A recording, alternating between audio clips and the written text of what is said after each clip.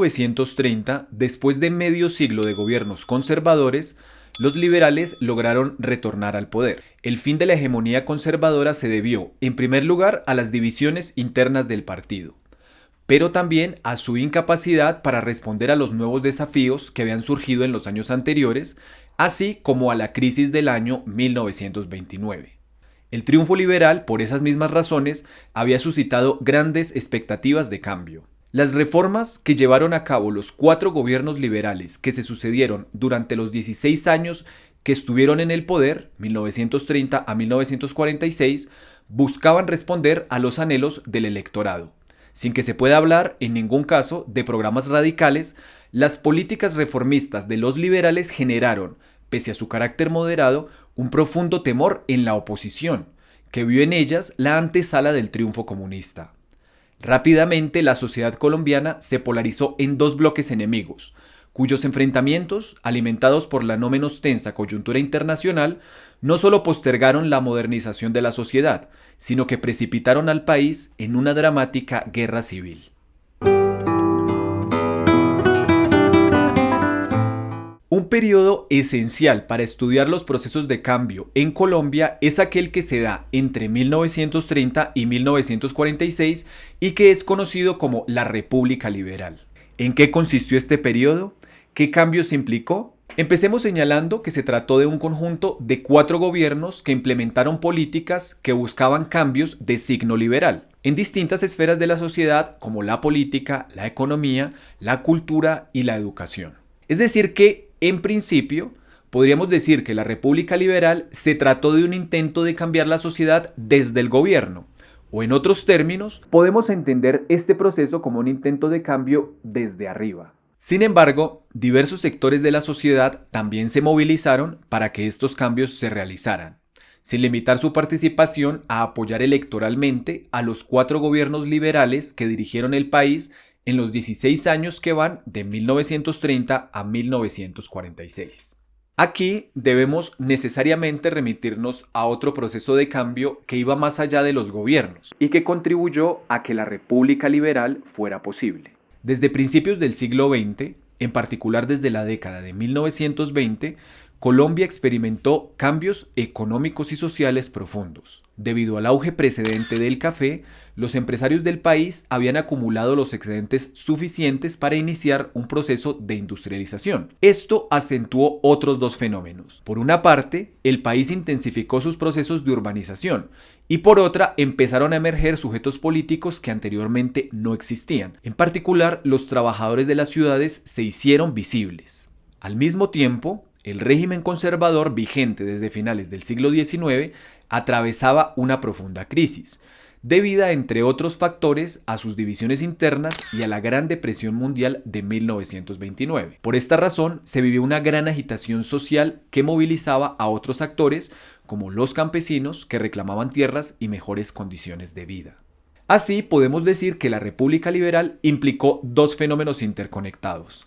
En primer lugar, un conjunto de políticas públicas implementadas por los gobiernos y, en segundo lugar, una gran movilización de sectores sociales, destacándose entre estos los trabajadores y los campesinos.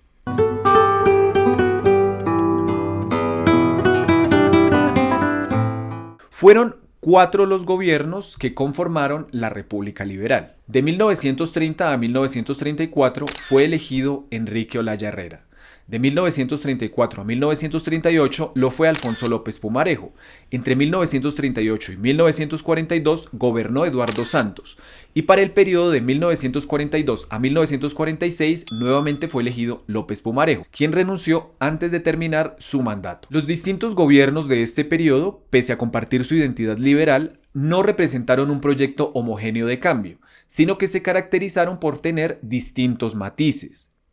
Enrique Olaya Herrera y Eduardo Santos agenciaron proyectos más moderados, es decir, que pese a proponer cambios, trataban de no entrar en agudas confrontaciones con sus rivales conservadores y por ende, sus reformas fueron más tímidas. En cuanto a López Pumarejo, él representó las iniciativas de cambio más profundas, pese a no ser un revolucionario y a pertenecer a los sectores privilegiados. Así, puede decirse que la República Liberal estuvo caracterizada por distintos ritmos de cambio. En principio, Olaya Herrera, quien previamente había sido embajador en Washington en representación de gobiernos conservadores, intentó cambios moderados. El pico más alto en cuanto a cambios se da con la llamada Revolución en Marcha, como fue conocido el primer gobierno de López Pumarejo entre 1934 y 1938. Luego, debido a la feroz resistencia desatada por sectores conservadores, en particular la Iglesia Católica y el Partido Conservador, López Pumarejo declina en gran medida de sus ímpetus iniciales y declara una pausa en su revolución. Finalmente, con Eduardo Santos y nuevamente con Pumarejo, las iniciativas de cambio se atenúan y la República Liberal concluye cuando los conservadores ganan nuevamente el manejo del gobierno en 1946. Sin embargo, de ningún modo se deben menospreciar los cambios que se intentaron en este periodo, porque fueron importantes en el contexto de arraigado conservatismo en el que se presentaron y porque son relevantes para pensar procesos de cambio aún en el presente. Basta con mencionar un punto. La reforma agraria de Pumarejo aún tiene pertinencia, en particular en su intento de entregar tierras a campesinos desposeídos y de modernizar la producción económica en el campo. Veamos ahora algunos de los cambios que se dieron en la República Liberal.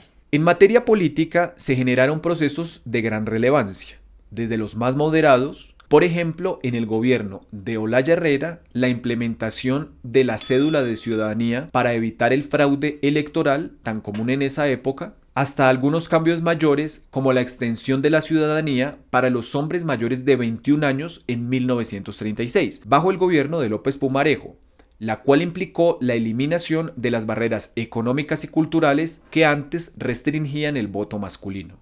En el ámbito económico, en general, la República Liberal implicó que el Estado se dotara de mejores herramientas para poder intervenir.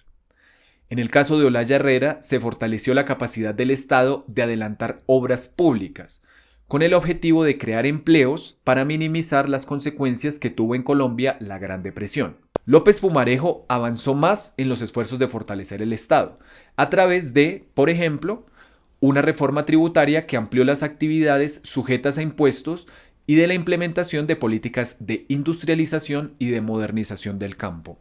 En cuanto a la protección de los trabajadores, también se dieron avances. Se reconoció la jornada máxima de 8 horas, se establecieron las vacaciones remuneradas y se contribuyó en gran medida con la organización sindical de los trabajadores. Tanto así que en 1938 se crea la primera central obrera de la historia, la Confederación de Trabajadores de Colombia, CTC. En materia agraria, en particular, López Pumarejo intentó transformar el campo a partir de dos tipos de medidas. Por una parte, buscó que los grandes propietarios superaran la improductividad crónica de sus tierras, estableciendo la expropiación sobre predios no explotados durante 10 años y, por otra parte, buscó dar tierra a los campesinos carentes de esta. Esta fue una de las medidas que más resistencia generó y por eso, en gran medida, los avances no fueron los deseados. Finalmente, en materia cultural y educativa los avances fueron muy grandes. En la República Liberal, las mujeres lograron ingresar a la universidad.